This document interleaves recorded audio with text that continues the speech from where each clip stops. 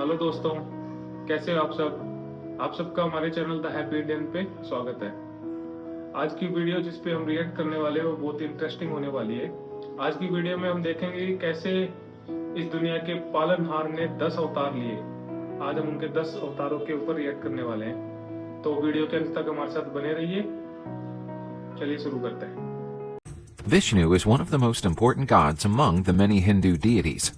He is responsible for preserving and sustaining the world. To accomplish this, Vishnu assumes different forms or avatars to restore the cosmic balance and protect the world from the forces of evil. Dashavatara is a Hindu mythological concept designating the 10 incarnations of the god Vishnu. These 10 avatars or incarnations represent distinct stages of evolution, appearing at different yugas or times. In Hindu mythology, when the god Vishnu manifests on earth to restore cosmic order, he does so in different incarnations or avatars. In today's video, we'll learn about the 10 avatars of the god Vishnu and their roles in the evolution of time and the preservation of dharma, cosmic order and justice. Matsya was the first of the 10 Hindu incarnations of Vishnu. He took the form of a fish to save the world from a huge flood that threatened to destroy all life. Matsya is usually portrayed as a figure with the upper torso of a man and the lower torso of a fish, with 4 arms holding weapons and symbols of power. During the great flood of Hindu mythology, Matsya appears to save the pious and first man Manu. He advised him to build a great boat and take with him 7 sages and samples of all living creatures and seeds of all plants, as the world would undergo a renewal. When the flood happened, Matsya guided the boat to safety, and Manu became the progenitor of the new human race. Matsya represents the need to preserve wisdom in life in the face of adversity and destruction. The idea of a new beginning after a cataclysmic event makes us reflect on resilience, renewal, and the ability to overcome challenges. Matsya also highlights the importance of responsible leadership. King Manu, guided by Matsya, is the guardian of life and knowledge. He shows that leadership requires wisdom, courage, and a sense of duty towards all living beings. The Matsya avatar is celebrated during the Hindu festival of Dashavatara, which honors Vishnu's 10 incarnations. In Hindu mythology, Kurma is the second incarnation of Vishnu. In this case, he took the form of a turtle to help the gods and demons contribute to the churning of the cosmic ocean, known as Samudra Manthan, and to recover the nectar of immortality, concealed at the bottom of the ocean. According to this Hindu myth, the gods and demons cooperated to obtain the nectar of immortality, which they believed would give them eternal life and power. To recover this nectar, they needed to stir up the ocean using Mount Mandara as the trigger and the Vasuki snake as the rope. When the churning began, the mountain began to sink into the ocean, as it was too heavy to be supported by the gods or demons. It was at this point that Vishnu took on the Kurma avatar, held the mountain on his back, and allowed the churning to continue. The churning of the ocean produced many things, including a poison capable of destroying all life on earth. The god Shiva appeared and drank all of it, saving the universe from destruction. Numerous objects and creatures also emerged from the ocean, including the goddess of wealth Lakshmi and the god of medicine Dhanvantari, who carried with him the nectar of immortality. Gods and demons fought over the nectar. But with Vishnu's help, the gods managed to defeat the demons and secure the nectar, obtaining immortality and eternal life. The Kurma avatar symbolizes stability, support, and balance. By bearing the weight of the mountain, Kurma maintains harmony between the gods and demons, allowing them to reach a common goal.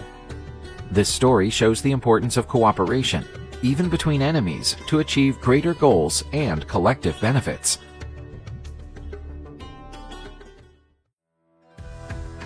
Varaha is worshipped as the third avatar of Vishnu. He is usually depicted with a human body and a boar's head, holding a disc, a conch shell, and a war club, symbols of his divine powers. In Hindu mythology, Vishnu took the form of a boar or a human with a boar's head to rescue the earth, personified by the goddess Bhudevi from the demon Hiranyaksha, who had kidnapped her at the bottom of the cosmic ocean. Legend has it that Varaha dived to the bottom of the ocean and fought a fierce battle with the demon Hiranyaksha, killing him after an epic battle that lasted 1,000 years. Afterwards, Varaha carried Bhudevi on his tusks to her rightful place. The goddess Bhudevi was so grateful to Varaha for saving her that she became his loyal devotee and vowed to always serve him. After rescuing the goddess, Varaha rested on Mount Meru, the axis of the world, and created the universe.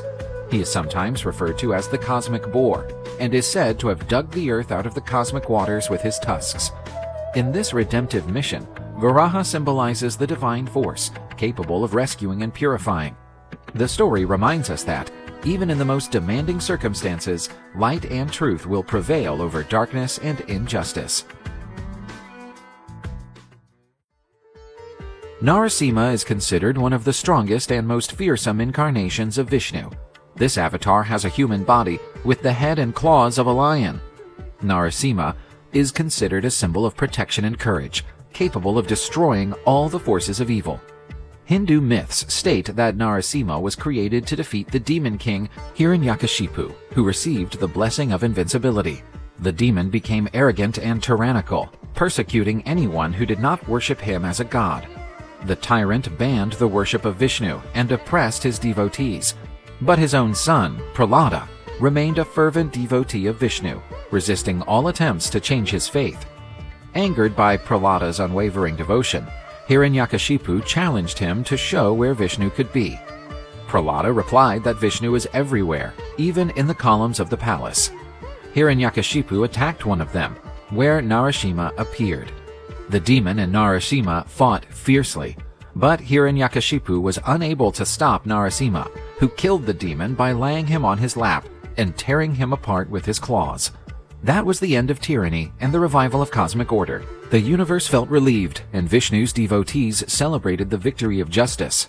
Prahlada, with tears of devotion in his eyes, knelt before Narasimha. The latter, despite his ferocious appearance, blessed the young prince with love and protection. Narasimha's saga is a timeless narrative that portrays the power of faith. Narasimha, with its ferocious form and protective nature, symbolizes divine omnipresence and intervention to protect righteousness and faith. This story underlines that, no matter how strong the forces of evil, justice and truth will prevail. In Hindu mythology, during an ancient war, the king of the gods Indra lost his empire to the king of demons Bali. Indra asked the god Vishnu for help in recovering his domains. Vishnu embodies Vamana for the 5th time, the younger brother of the god Indra, a Brahmin dwarf. Bali was an extremely virtuous demon, observing all religious principles and never failing to fulfill a request from a Brahmin. Vamana got an audience with Bali, asking him for a piece of land to live on, the size of 3 of his steps. Bali owned the entire galactic system and wanted to fulfill little Vamana's humble wish. After all, how big would the expanse of land be if it could only fit 3 steps of a dwarf? In the first step, Vishnu enveloped the entire galaxy. In the second, the entire universe, and then wondered where he was going to put his foot for the 3rd step. When Bali noticed that Vamana was Vishnu in disguise, he offered him his own head. Vishnu put his foot on Bali's head and pushed him into the underworld. Vamana symbolizes divine cunning and humility, showing that cosmic balance is often achieved not by force, but by wisdom. Bali, on the other hand, represents righteousness and virtue. Even in the face of unfavorable circumstances, it shows that true devotion has no room for pride. The story underlines the importance of balance and justice, as well as the need to keep one's word and honor commitments, even when the consequences are unexpected. Parasurama is the 6th avatar of Vishnu in Hindu mythology. He was born to sage Jamadagni and his wife Renuka. Parasurama was known for his exceptional talents as a Brahmin warrior and his unwavering devotion to Vishnu. Often depicted with an axe, Parasurama used it to defeat and destroy the forces of evil. During Parasurama's time, the world lived under the tyranny of the Kshatriyas, who neglected their duties, exploited the people, and disrespected the sages and Brahmins. In this context, Parasurama was born into the family of a sage, with the divine purpose of punishing the corrupt Kshatriyas and restoring balance and justice. Branding an axe, Parashu, given to him by Shiva, Parasurama carried out multiple campaigns against the Kshatriyas, eradicating those who practiced injustice and protecting the righteous. He not only purified the earth of corruption, but established the supremacy of dharma, teaching that power must always be balanced by virtue and responsibility. After fulfilling this mission, Parasurama donated the lands he had conquered to the Brahmins and retired to devote himself to meditation and penance, becoming an ascetic, i.e., someone who renounces worldly and physical pleasures to reach a higher state of spirituality or understanding. He continues to guide kings and sages to find righteousness. Unlike the previous avatars, Parasurama is immortalized in Hindu mythology not only as a ruthless warrior, but also as a dedicated ascetic, a symbol of the power of discipline and commitment to righteousness. In Hindu mythology, Rama is the seventh avatar of the god Vishnu. He was the king of Ayodhya and the main character in the epic Ramayana, one of the most famous Hindu texts, which narrates his adventures. It is a genuine manual of ethics, duty, and dharma. In this epic, Rama is described as an ideal king and person. He is one of the most worshipped Hindu deities in India, and this incarnation of Vishnu is also the most famous. Rama was the eldest son of King Dasharatha and Kausalya. He married Sita, the daughter of King Janaka, in the Swayamvara ceremony. During this event, Sita's suitors had to assemble a powerful bow and consecutively shoot an arrow at 7 trees. Only Rama, as the incarnation of Vishnu, was able to accomplish this task. When he was banished to the forest for 14 years after his stepmother Kalkeyi wanted her son Bharata to be the king of Ayodhya, Rama set out on a path of self-discovery and enlightenment, helped by his wife Sita and loyal brother Lakshmana. One day, Rama and Lakshmana went hunting and left Sita alone. She was kidnapped by the demon king Ravana. He had 10 heads and 20 arms and ruled over Lanka. He held Sita captive in revenge. To rescue Sita, Rama formed an alliance with Sugriva's monkey army, led by the undeterred and devout Hanuman. Together, they built a huge bridge to Lanka, Ravana's fortress island, in preparation for the imminent confrontation. The decisive point of the battle was the duel between Rama and Ravana. The latter, using his mystical powers and superhuman strength, was a worthy adversary. On the other hand, Rama personified virtue and dharma, with a divine bow and arrows offered by the gods. The fight was long and arduous. Both combatants exhibited extraordinary skills. Ravana cast spells and summoned demonic creatures, while Rama responded with divine arrows and the power of his virtue. Each of Ravana's attacks was countered by Rama, who remained steadfast. The battle reached its climax when Rama, under the guidance of the wind god Vayu, and armed with the knowledge he had acquired from the sages, launched the divine arrow of Brahma at Ravana. It pierced his heart, and he fell defeated. It was the victory of good over evil, of justice over injustice. After the end of his exile, Rama returned to Ayodhya as a hero and was crowned king. Today, Rama is revered for his courage, virtue, bravery, and absolute devotion to his wife and to Ayodhya. Krishna is one of the most famous and fascinating characters in Hindu mythology. He is Vishnu's 8th earthly existence and the sacred reincarnation most revered by Indians. He is usually depicted as a blue-skinned cowherd who loves to play the flute to enthrall all living beings. Krishna is known for his love of Radha, his divine consort. Krishna's story begins with his birth in a prison cell in Mathura, where his parents, Vasudeva and Devaki, were being held captive by the cruel king Kamsa. Fearing a prophecy that foretold his death at the hands of Devaki's 8th child, Kamsa imprisoned the couple. But at the moment of Krishna's birth, their chains miraculously snapped. The prison doors opened, and Vasudeva took Krishna along the Yamuna River to Vrindavan, where he was raised by Yashoda and Nanda. Vrindavan became Krishna's divine playground. It was there that he pulled off countless pranks, which are remembered and celebrated to this day.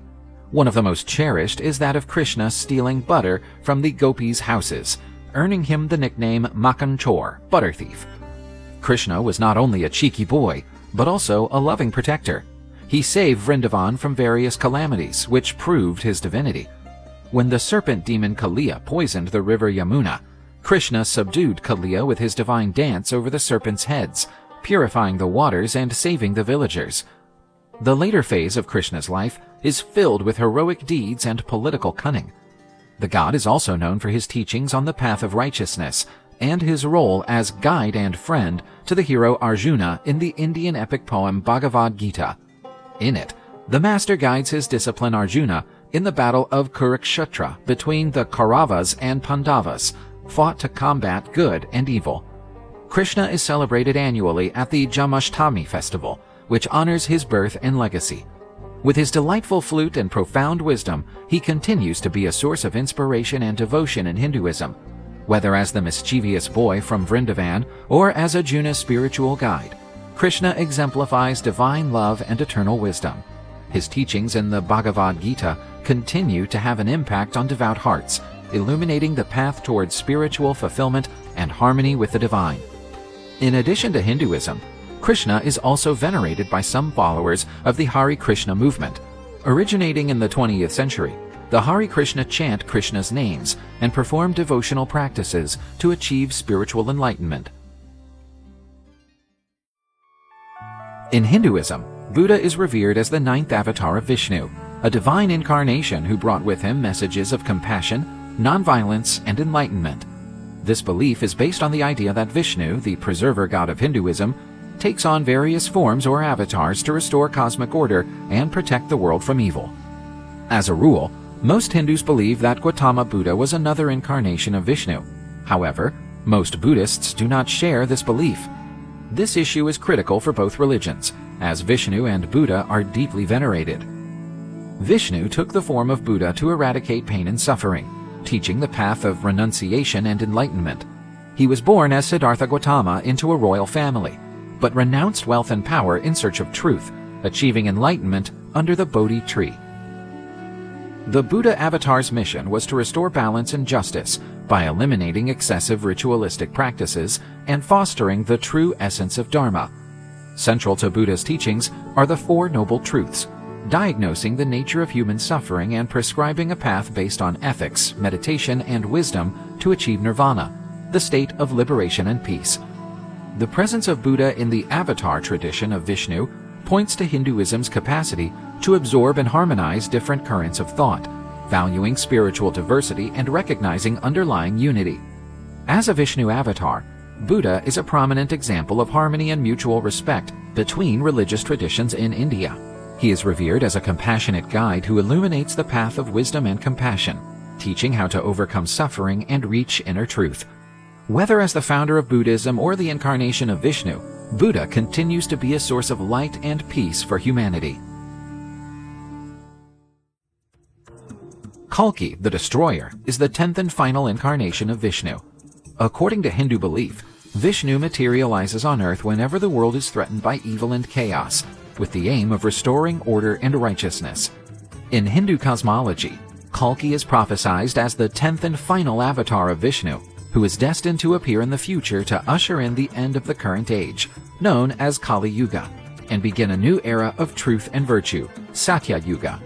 Kalki is often portrayed as a warrior on a white horse, wielding a flaming sword, which symbolizes the destruction of evil and the re-establishment of dharma. According to some Hindu texts, Kalki will be joined by a group of Saptarishi warriors who will help him in his mission to restore order to the world. The god will establish a new era of truth and righteousness, and his teachings will put an end to the cycle of birth, death, and rebirth. Kalki is considered a symbol of hope and renewal in Hinduism. His appearance is eagerly awaited by many Hindus. They believe that his arrival is imminent and that the signs of his coming are evident in the world today. तो दोस्तों, इस video में हमने देखा कि कैसे भगवान विष्णु ने हर एक युग में अवतार लेके और जो उस टाइम की जो सब बुराई थी उस बुराई को खत्म करके कैसे उन्होंने पूरे यूनिवर्स में हर एक युग में पीस को रिस्टोर किया। तो दोस्तों, अगर आपको हमारी वीडियो अच्छी लगी हो तो प्लीज हमारे चैनल सब्सक्राइब कीजिए, लाइक, शेयर एंड सब्सक्राइब। साथ ही में आप सभी से रिक्वेस्ट है कि कमेंट सेक्शन में हमें बताइए कि भगवान विष्णु का कौन सा अवतार है कि जो कि कलयुग में जन्म लेंगे।